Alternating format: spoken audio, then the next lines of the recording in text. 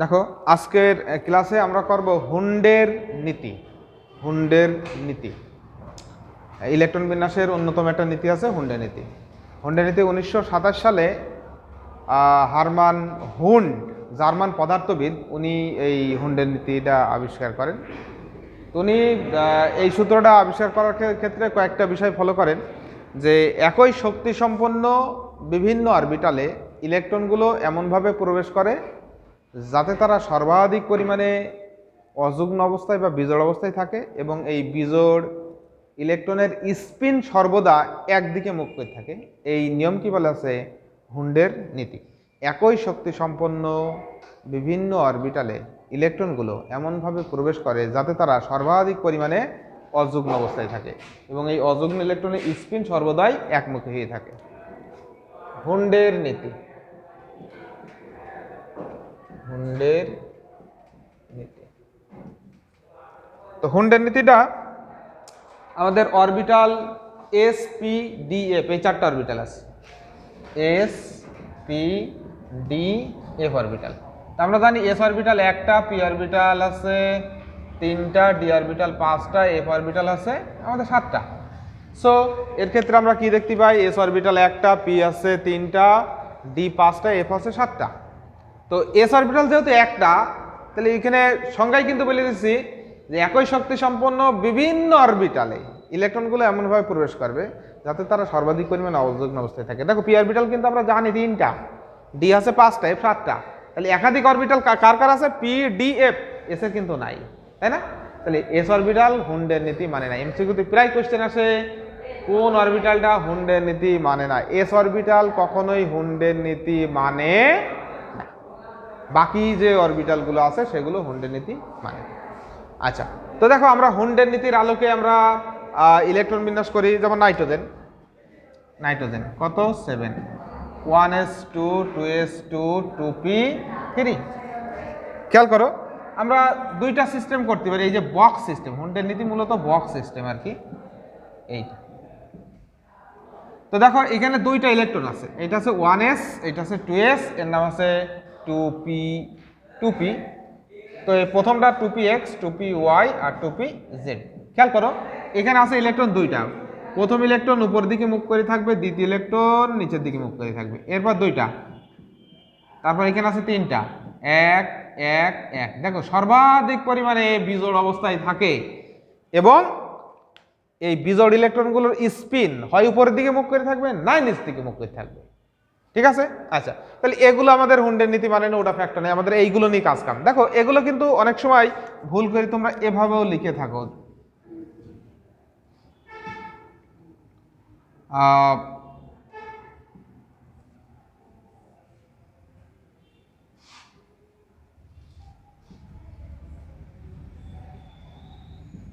দেখো এটা আমরা এইভাবে দিতে পারি, প্রথমটা জোড়, পরেরটা সিঙ্গেল।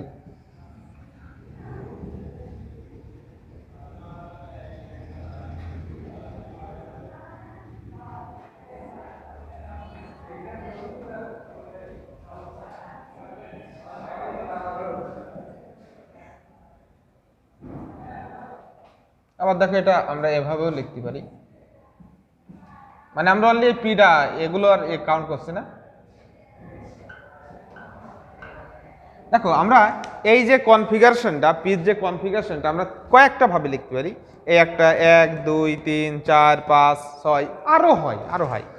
তো এর ভিতরে দেখো আমাদের এইটা আছে হুন্ডের নীতি মানবে কি না, দেখি তোমরা বুঝতে পারছো এটা হুন্ডের নীতি মানবে না। কেন মানবে না? কারণ কি, লক্ষ্য করো যে এর ক্ষেত্রে সর্বাধিক দুইটা বিষয় কোন কি ছিল, একই শক্তি সম্পন্ন বিভিন্ন অরবিটালে ইলেকট্রনগুলো এমনভাবে প্রবেশ করবে যাতে তারা সর্বাধিক পরিমাণে অযুগ্ম মানে বিজোড় অবস্থায় থাকে, এবং বিজোড় ইলেকট্রনগুলোর স্পিন সর্বদা একমুখী থাকে। দেখো এখানে কিন্তু বিজোড় আছে, কোনো সন্দেহ নাই, সবকটা একটা করে আছে। সো এটা হুন্ডের নীতি মানার কথা, কিন্তু এর স্পিন কিন্তু আলাদা।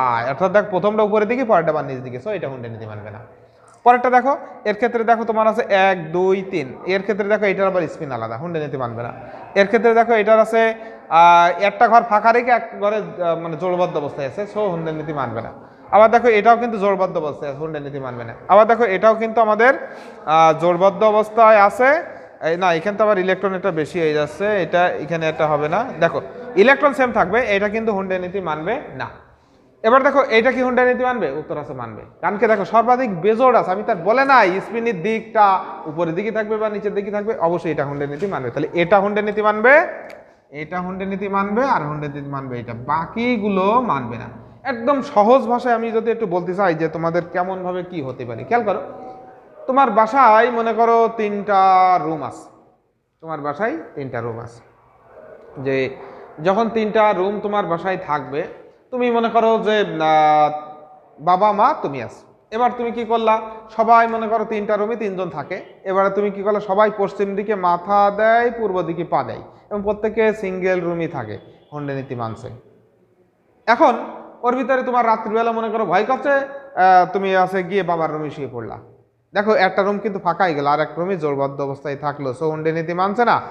আবার কেমন হতে পারে যে তোমার আছে সবাই সিঙ্গেল রুমই থাকলা, কিন্তু দেখা গেল কি সবাই পশ্চিম দিকে মাথা দিয়েছে, পূর্ব দিকে পা দিয়েছে, তুমি কি করলা, পশ্চিম দিকে পা দিলা, পূর্ব দিকে মাথা দিলা, টোটালি কিন্তু আমাদের দিক চেঞ্জ হয়ে গেছে একটা। সো এটা হুন্ডে নীতি মানবে না, মাথায় গেছে?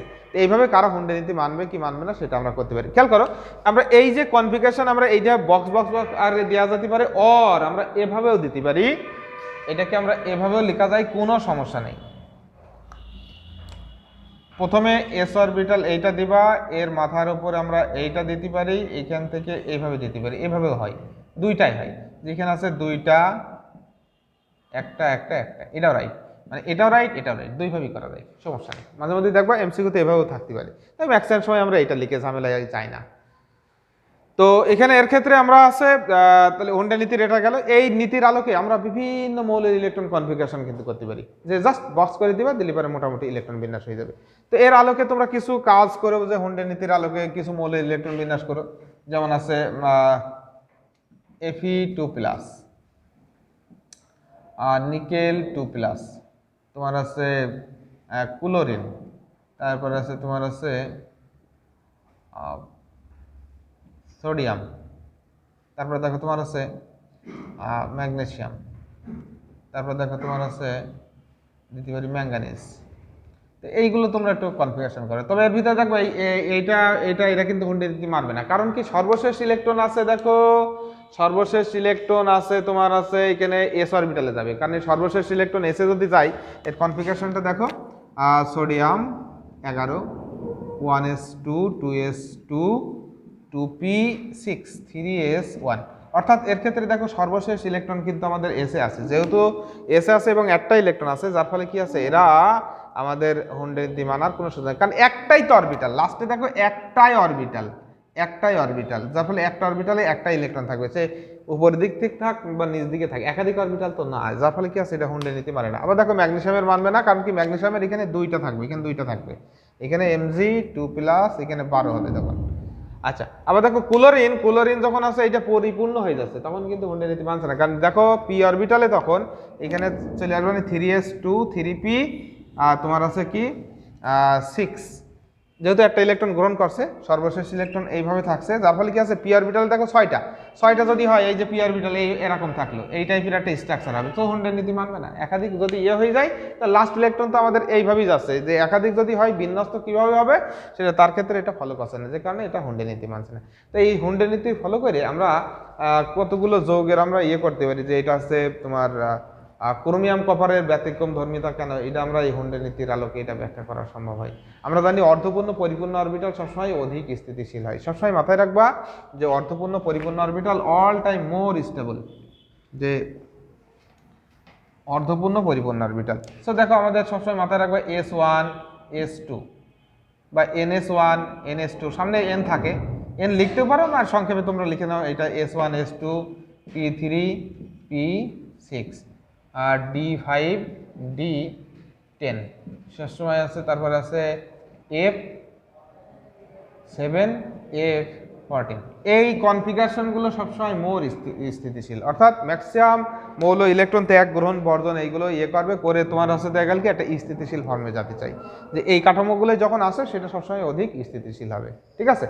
তো এর আলোকে আমরা দেখো তোমার আছে ক্রোমিয়াম কপারের ইলেকট্রন বিন্যাসটা ব্যতিক্রম ধর্মী, সেটা কিন্তু আমরা ব্যাখ্যা করতে পারি, কারণ ক্রোমিয়ামের ইলেকট্রন কনফিগারেশন যখন করা হয়, ক্রোমিয়াম Cr 24। খেয়াল করো 1s2 2s2 2p6 3s2 3p6 3d 4s। দেখো 4s এ এখানে আছে অ্যাকচুয়ালি আহ্বান নীতি অনুসারে এখানে দুইটা যায়, এখানে তোমার আছে চারটা আসে, কিন্তু সমস্যা আছে অর্ধপূর্ণ পরিপূর্ণ অরবিটাল সবসময় অধিক স্থিতিশীল, অর্থাৎ ডিতে সবসময় আছে কি হবে তোমার আছে 10টা নাই 5টা, এইগুলো থাকলে পারে সবচেয়ে বেশি স্থিতিশীল হয়। সে দেখো তোমার মনে করো একজন প্রতিবেশী তোমার না খেয়ে আছে, তুমি পেট করে খাচ্ছ, এটা কি সমাজের চোখে ভালো দেখায় বা তোমার চোখে ভালো দেয়? হ্যাঁ, তুমি বিবেক বুদ্ধি সম্পূর্ণ মানুষ হলে তোমার চোখে ভালো দেখাবে না, কিন্তু মানে যদি বিবেক বুদ্ধি হারাই ফেলো তাই তোমার চোখে ভালো দেখাবে। অর্থাৎ এর ক্ষেত্রে হয় কি এইটাই চলে আসে, তোমার এ আছে তোমার তোমার না খেয়ে আছে, তখন কি হয় এর আছে দিয়ে দেওয়া হয় 5টা, এর দেওয়া হয় 1টা। তো এটা হচ্ছে একটা স্থিতিশীল কাঠামো, স্থিতিশীল কাঠামো, এটা এইভাবে আমরা যাইতে পারি। তারপরে কপারের ক্ষেত্রে আমাদের কেমন হবে? কপারের ক্ষেত্রে লাস্ট এখানে হয় 3d 10 4s তোমার আছে 1, কিন্তু অ্যাকচুয়ালি আহ্বান নীতি অনুসারে 3d 9 হয়, 4s আছে 2 হয়। অর্থাৎ এর ক্ষেত্রে কাঠামো যেটা দেখা যায় যে আমরা এখানে কপার 29 দিয়ে এখানে আর্গন দিয়ে দিলাম। আচ্ছা, তাহলে 3d 9 4s তোমার আছে কত 9, এইটা কিন্তু অ্যাকচুয়ালি অর্ধপূর্ণ পরিপূর্ণ অরবিটাল অধিক স্থিতিশীলতা হওয়ার কারণে 4s থেকে একটা ইলেকট্রন আমাদের কি কোথায় চলে আসে? ডিতে চলে আসে, যার ফলে এটা মোর স্টেবল কাঠামো আমাদের এইটাই যেতে চাই। ওই জন্যই ক্রোমিয়াম কপার ব্যতিক্রমধর্মী দেখা যায়। এরপরে চলে আসলে আমাদের আরেকটা এই স্থিতিশীলতার তোমার আরেকটা নিয়ম আছে। তো আমাদের এই প্রতিসাম্য, এই যে এখানে যেটা বললাম এটা হচ্ছে আমাদের প্রতিসাম্যের কারণে এইটা দেখা যায়। আরেকটা আছে আমাদের ইলেকট্রনের শক্তির বিনিময়। ইলেকট্রনের শক্তির বিনিময় যেটা বললাম যে এখানে তোমার শক্তির বিনিময় যখন ঘটবে, একটা ইলেকট্রন অন্য অরবিটালে ইলেকট্রন যখন যাবে শক্তি স্থানান্তরিত হওয়ার মাধ্যমে, যার ফলে শক্তির বিনিময় ঘটাতে পারে। এই শক্তির বিনিময়, শক্তির মান যত বেশি হবে সেটা তত বেশি স্থিতিশীল হয়। সো আমরা দেখি একটা, দেখো ক্রোমিয়ামের ক্ষেত্রে আমরা দেখি যে ক্রোমিয়ামের শক্তির বিনিময় হলে কেমন হয়। বিনিময় শক্তি যত বেশি হবে সেটা অধিক স্থিতিশীল হবে। খেয়াল করো আমরা ক্রোমিয়াম যদি করি, ক্রোমিয়াম 24, দেখো আমরা সবগুলো না করে আমরা এটা করলাম, শুধু ডিটা করলাম। নিচে এই যে ইলেকট্রন বিন্যাস এগুলো আমরা লিখলাম না, এখান থেকে এইটুকুনি কাজ করছি। লক্ষ্য করো এটার নাম 4s আর এর নাম আছে 3d। তো অ্যাকচুয়ালি আমাদের যদি তোমার এই কনফিগারেশন হয় যে 3d 4 4s 2, এই টাইপের কনফিগারেশন যদি হয় সেটা কেমন হবে? খেয়াল করো 3d তে আমাদের কয়টা আছে? 4টা, 4s আছে 2টা, তাহলে এখানে আছে 4টা আর এখানে আছে 2টা। খেয়াল করো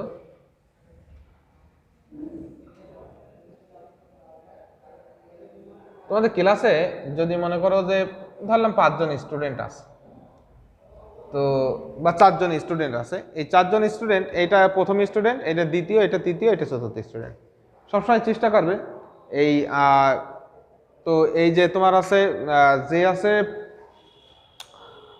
লাস্টের থেকে 4 3, মনে করো একজনের রোল নম্বর 1 2 3 4, এখন জাস্ট 4 3 2 এই রোলগুলো পরীক্ষার সময় চেষ্টা করবে 1কে দখল করার, তাই না?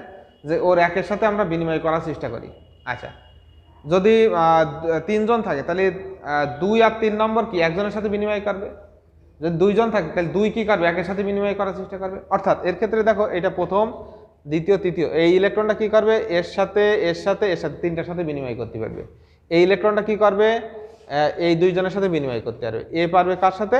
তোমার আছে শুধু এর সাথে বিনিময়। অর্থাৎ এর ক্ষেত্রে বিনিময় কি হবে? দেখো আমাদের প্রথম ইলেকট্রনটা, এই ইলেকট্রনটা আমাদের বিনিময় করতে পারবে আমাদের এর সাথে এর সাথে এর সাথে।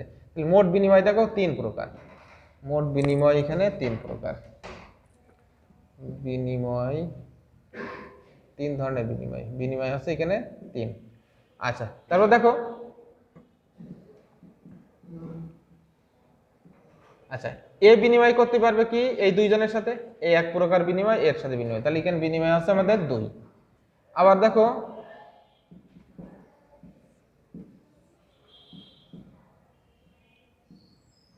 একটা, দুটো, তিনটে, চারটে, তাহলে এ বিনিময় করতে পারবে কি এর সাথে, তাহলে এখানে আছে বিনিময় হচ্ছে 1। অর্থাৎ মোট বিনিময় এখানে কত আছে? মোট বিনিময় শক্তি শক্তি 3 আর 2 5 আর 1 6, মোট বিনিময় শক্তি 6। এখন যদি আমাদের 5 হয় তখন বিনিময় শক্তি কত হবে দেখা যাক। যে বিনিময় যদি আছে 5 হয়, এই যে এই কনফিগারেশন যখন হবে তখন কেমন হবে খেয়াল করো। ক্রোমিয়াম 24,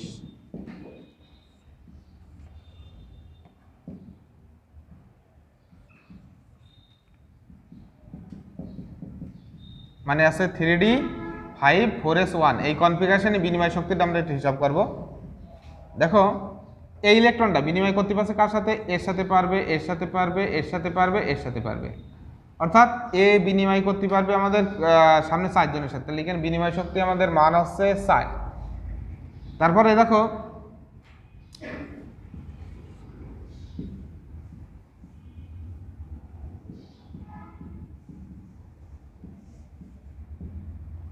এ বিনিময় করতে পারবে এর সাথে, এর সাথে, এর সাথে, এখানে বিনিময় করতে পারবে 3।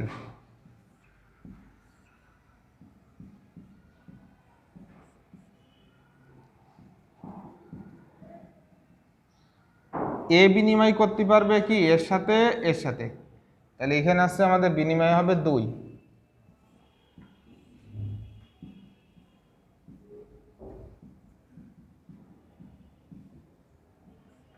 দেখো এর ক্ষেত্রে এবারে চলে আসলো এই ইলেকট্রনটা আমাদের বিনিময় করতে পারবে এর সাথে, তাহলে আছে 1।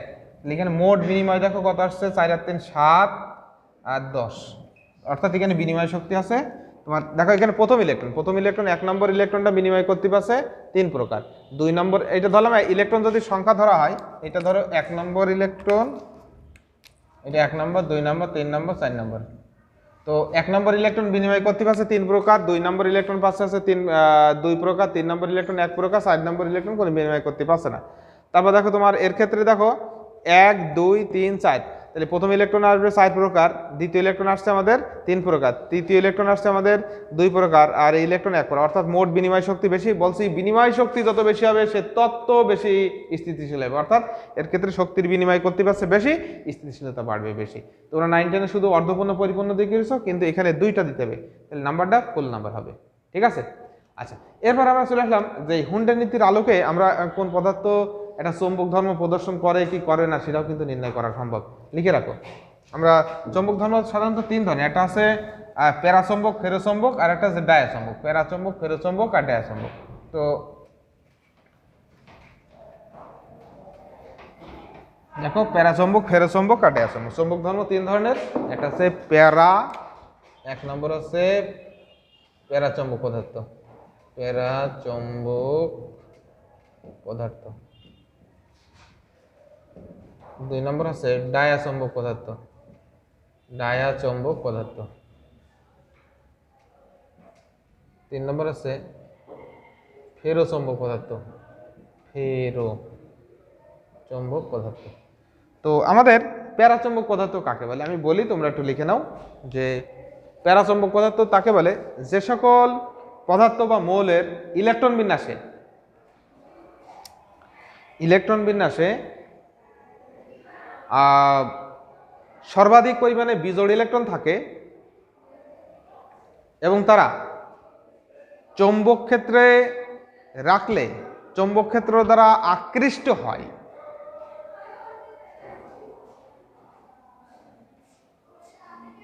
আমি আর একবার বলি, যে সকল মৌলের বা পদার্থের ইলেকট্রন বিন্যাসে সর্বাধিক পরিমাণে আমাদের কি থাকে, বিজোড় ইলেকট্রন থাকে এবং চৌম্বক ক্ষেত্রে রাখলে তারা চৌম্বক ক্ষেত্র দ্বারা আকৃষ্ট হয়,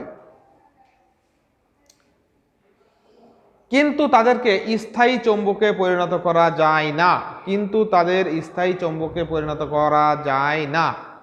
এদেরকে তোমার বলা আছে প্যারাচৌম্বক পদার্থ। কাদের? দেখো উদাহরণ দিই আমি, এখানে দিলাম হচ্ছে মনে করো লিথিয়াম, আর তোমার আছে বোরন, নাইট্রোজেন, অক্সিজেন, তোমার আছে sodium, aluminium, calcium, iron, cobalt, nickel, copper, vanadium, হ্যাঁ ইত্যাদি, এক গাদা লেখা যায়, সমস্যা নেই। তারপরে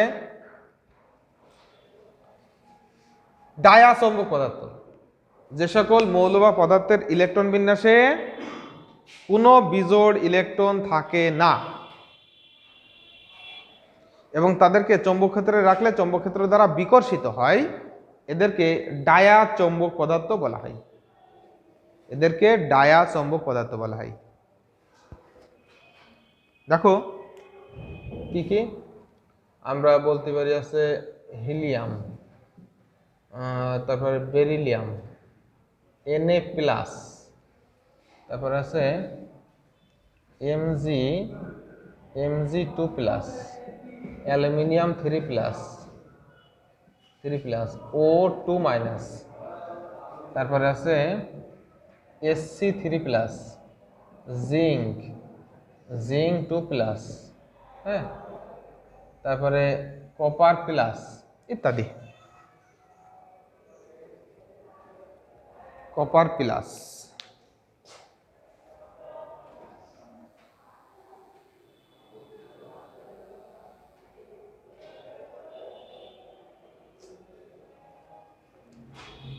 এবার দেখো ফেরোচৌম্বক পদার্থ, সংজ্ঞাটা লিখে নাও।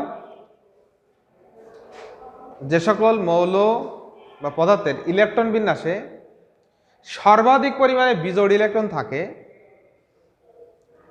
এবং চৌম্বক ক্ষেত্রে রাখলে তারা আকর্ষিত হয়। চৌম্বক ক্ষেত্রে রাখলে তারা প্রবলভাবে আকর্ষিত হয় এবং তাদেরকে স্থায়ী চৌম্বকে পরিণত করা যায়। তাদেরকে স্থায়ী চৌম্বকে পরিণত করা যায়। এদেরকে ফেরোচৌম্বক পদার্থ বলে। উদাহরণস্বরূপ আমরা বলতে পারি আয়রন, এই তিনটে মনে রাখবো, আয়রন, কোবাল্ট আর নিকেল।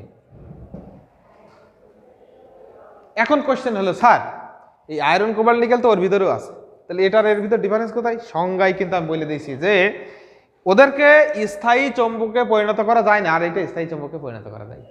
হ্যাঁ, এই হচ্ছে পার্থক্য। এখন কোশ্চেন হলো, স্যার আপনি তো বললেন বিজোড় সংখ্যক ইলেকট্রন থাকে, তারা আছে প্যারা, খেয়াল যে তাহলে তো অক্সিজেনের তো 8টা, হ্যাঁ, 8টা হলে পরে এটা প্যারা হয় কি করে?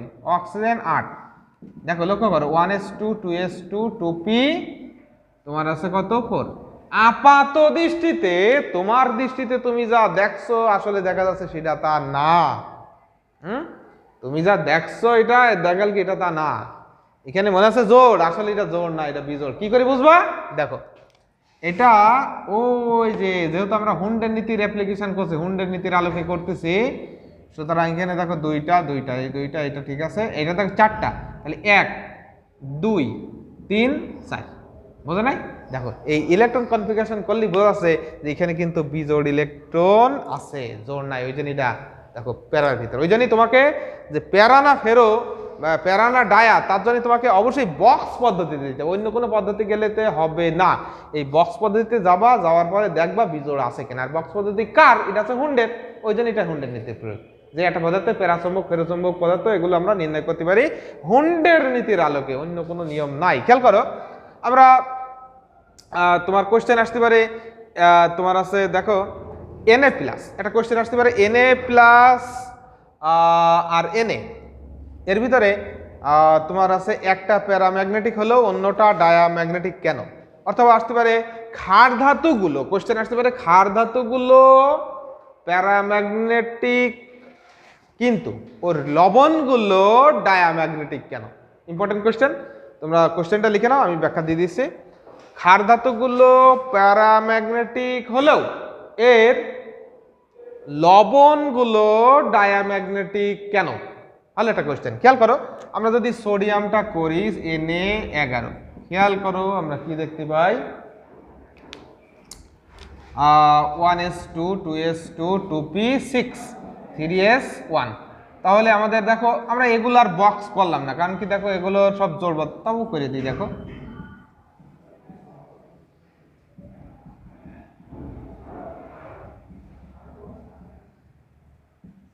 এই যে একটা দেখো 3s এ একটা আছে, এটা আছে 2p, এটা 2s 1s। এখানে দেখো আমাদের ইলেকট্রন আছে কিন্তু একটা, যেহেতু এখানে ইলেকট্রন আছে আমাদের একটা, সো এটা প্যারাম্যাগনেটিক, কোনো সন্দেহ নাই। খেয়াল করো, আমরা তোমার আছে যখন Na প্লাস হবে, Na প্লাস হবে, Na প্লাস, তখন কি হবে দেখো, এই জায়গাটায় যদি প্লাস দেওয়া হয় তখন এটা কি হবে, শূন্য হয়ে যাবে। মানে কি, এখানে তখন ইলেকট্রন থাকবে না, মানে সব দেখো জোড়বদ্ধ অবস্থায় থাকছে। যদি জোড়বদ্ধ অবস্থায় থাকে সেটা ডায়াম্যাগনেটিক। ওই জন্য Na প্লাস প্যারাম্যাগনেটিক হলেও, Na প্লাস ডায়াম্যাগনেটিক হলেও Na প্যারাম্যাগনেটিক। একইভাবে তোমাদের কোশ্চেন আসতে পারে যে কপার প্লাস আর তোমার আছে কপার 2+, এর ভিতরে একটা প্যারাম্যাগনেটিক হলে অন্যটি ডায়াম্যাগনেটিক কেন? কপার প্লাস কপার 2+, এটা বাসাতে তোমরা লিখবা, আমাকে দেখাবা যে কপার প্লাস এবং কপার 2+, এর ভিতরে একটা প্যারাম্যাগনেটিক হলে অন্যটা ডায়াম্যাগনেটিক কেন? লক্ষ্য করো যে কপার প্লাসের কনফিগারেশন যখন করবা, যখন কি আমরা কপারের ইলেকট্রন বিন্যাস যখন করা হয়, তোমার আছে আর্গন পর্যন্ত লিখলাম, এটা চেঞ্জ হবে না। তো আমাদের আছে 3D 4s, 4s-এ একটা থাকে আর 3D-তে 10টা থাকে। যখন কপার প্লাস হবে এটা ফুল শূন্য হয়ে যায়, অর্থাৎ ডি অরবিটালে দেখো এখানে 10টা আছে। এরকম বক্স যখন করবা দেখবা প্রত্যেকটা এখানে জোড়বদ্ধ অবস্থায় থাকে। এই যেহেতু জোড়বদ্ধ অবস্থায় থাকে, চোখ বন্ধ করে আমরা বলতে পারি এটা আছে ডায়াম্যাগনেটিক। কিন্তু কপার 2+ যদি হয়ে যায় তখন এখান থেকে একটা ইলেকট্রন চলে যাবে। যদি একটা ইলেকট্রন চলে যায় তখন দেখো এটা কিন্তু আমাদের হয়ে যাচ্ছে এটা বিজোড়, সো এটা প্যারাম্যাগনেটিক। ঠিক আছে? আর আয়রন, কোবাল্ট, নিকেল এদের তো বিজোড় তো থাকবেই। সবকটা ইলেকট্রন কনফিগারেশন যদি করো দেখবেন কি এর বক্স পদ্ধতিতে ইলেকট্রন বিন্যাস করলে দেখবেন কি সব বিজোড় ইলেকট্রন আছে এবং এদেরকে স্থায়ী চৌম্বকে পরিণত করে দেয়। আর এদের বক্স পদ্ধতিতে যা বললাম ইলেকট্রন বিন্যাস করে দেখবা অল এরা হচ্ছে আমাদের আছে কি জোড়বদ্ধ অবস্থায় থাকে, যার ফলে কি আছে এরা ডায়াম্যাগনেটিক হয় আর এরা আছে ফেরোম্যাগনেটিক হয়। একদম সেম কোশ্চেন দেখো তোমার আছে আয়রনের ক্ষেত্রে। আমরা যদি দেখি আয়রন, ওই যেখানে দেওয়া আছে আয়রন, প্যারা না ফেরো, আমরা একটু করি আয়রনের। আয়রনের আর্গন লিখে নিলাম Fe26, 3D 4s, 4s 2 3D তোমার আছে 6। তো দেখো যখন Fe2+ হয়, Fe2+ হয় 26 argon 3D 4s, 4s 2 3D 6, তাহলে এখানে দুইটা ইলেকট্রন চলে গেল। যেহেতু Fe2+, তাহলে এটা শূন্য হয়ে গেল। খেয়াল করো Fe3+ 26, তখন কি আছে আর্গন 3D 4s, 4s আছে এখানে আছে আমাদের 0 আছে আর এটা আছে 5 আছে। খেয়াল করো এর ক্ষেত্রে আমরা দেখতে পাচ্ছি যে যখন আয়রনের স্বাভাবিক অবস্থায় ইলেকট্রন বিন্যাস এইটা দেখো, এটা কিন্তু যদি বক্স করা হয় দেখো ডিতে 6টা, জিতে আছে 5টা, যার ফলে কি আছে এদের যে ডি অরবিটাল যদি আমরা চিত্রটা অঙ্কন করি, ডি অরবিটাল চিত্র অঙ্কন করলে কি দেখতে পাই আমরা 1 2 3, এই দেখো ডিতে কিন্তু 6টা ইলেকট্রন, যেহেতু 6টা আর এর ক্ষেত্রে দেখা গেল কি তোমার আছে এটা কি ডিতে 5টা, দেখো এর ডিতে আছে 5টা সেটা আছে এই, এর ডিতে আছে 6টা সেটা আছে এই। খেয়াল করো তো আমরা জানি এর ক্ষেত্রে আরেকটা কোশ্চেন হয়ে যায় আয়রন 2+ ও 3+ এর ভিতরে কোনটা অধিক স্থিতিশীল। একটা ইম্পর্টেন্ট কোশ্চেন, আয়রন 2+ ও 3+ এর ভিতর কোনটা অধিক স্থিতিশীল বলবা? আয়রন 2+ ও 3+ এর মধ্যে অবশ্যই আমাদের আয়রন 2+ অধিক স্থিতিশীল নয়, Fe3+ অধিক স্থিতিশীল। কেন? কারণ যখন আয়রন 3+ হবে কারণ ডি অরবিটালে দেখো ইলেকট্রন আছে 5টা, আমরা জানি অর্ধপূর্ণ পরিপূর্ণ অরবিটাল সবসময় কি হয় অধিক স্থিতিশীল হয়। তো এখানে দেখো ডিতে 5টা আমরা অলরেডি সেই প্রথমেই লিখে দিয়েছিলাম, ডি অরবিটালে 5টা আছে আর এখানে 6টা, সুতরাং এটা অর্ধপূর্ণ পরিপূর্ণ কিছু না, বাট এটা অর্ধপূর্ণ, যে কোনো এটা হচ্ছে অধিক স্থিতিশীল, বাট দুইটাই কিন্তু আমাদের প্যারাম্যাগনেটিক, কোনো সন্দেহ নেই। আবার দেখো এটা কিন্তু আমাদের বলা যায় যে এটা আছে কিন্তু ফেরোম্যাগনেটিক হয়, কারণ স্থায়ী চৌম্বকে পরিণত করা যায়। তাহলে একটা বিষয় মাথায় রাখো যে আসতে পারে কোশ্চেনটা এমন যে সকল ফেরোম্যাগনেটিক কি প্যারাম্যাগনেটিক, কিন্তু সকল প্যারাম্যাগনেটিক ফেরোম্যাগনেটিক নয়, কারণ এদেরকে সবাইকে কিন্তু স্থায়ী চৌম্বকে পরিণত করা যায় না, বাট এদেরকে কিন্তু স্থায়ী চৌম্বকে পরিণত করা সম্ভব। ওই জন্য বলা যায় সকল প্যারাচৌম্বকই তোমার আছে ডায়াচৌম্বক ফেরোচৌম্বক নয়, কিন্তু সকল ফেরোচৌম্বক আমাদের আছে বলতে পারি প্যারাচৌম্বক। ঠিক আছে? এই হচ্ছে আমাদের মোটামুটি হুন্ডের নীতি। এগুলো মোটামুটি হুন্ডের নীতি কি, ওর ব্যাখ্যাটা কোনটা ইলেকট্রন বিন্যাস কেমন হলো, এবং আছে প্যারাচৌম্বক ডায়াচৌম্বক ফেরোচৌম্বক কোনটা কি ধর্ম, কোনটা অধিক স্থিতিশীল, ক্রোমিয়াম কপারের স্থিতিশীলতা টোটালি আমরা আলোচনা করলাম। ওকে, তো ঠিক আছে, আল্লাহ হাফিজ।